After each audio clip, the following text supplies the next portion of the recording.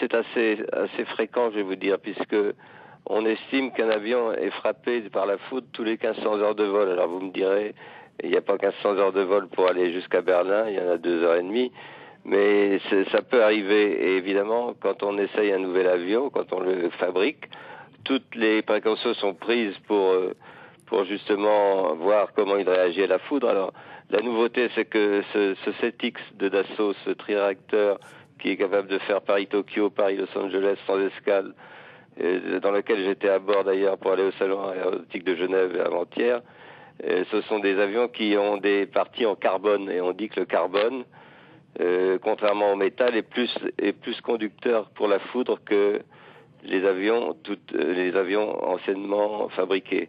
Et donc, je peux vous dire que si l'avion fait demi-tour, c'est un principe de précaution, qu'on n'a pas voulu exposer le nouveau président de la République à une seconde panne.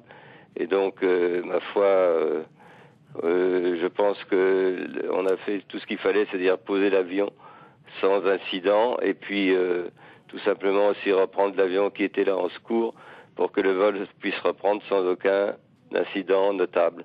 Mais je vous dis, c'est assez rare, c'est assez fréquent, que les avions soient frappés par la foudre, et que, ma foi, c'est prévu puisque les essais en laboratoire font que ces éclairs très violents ne se traduisent pas par un crash, forcément. Oui, Gérard Joanny, qu'est-ce que la foudre peut entraîner? Pourquoi l'avion a dû faire demi-tour? Vous évoquez la possibilité d'une panne. Qu'est-ce qui peut tomber en panne dans ces moments-là? C'est tous les systèmes électriques qui peuvent être chantés et s'arrêter. Et quand on sait que ces avions-là ont des commandes électriques pour le vol, ça deviendrait un truc impossible à faire voler. Donc voilà, c'est l'électricité qui rencontrerait de l'électricité.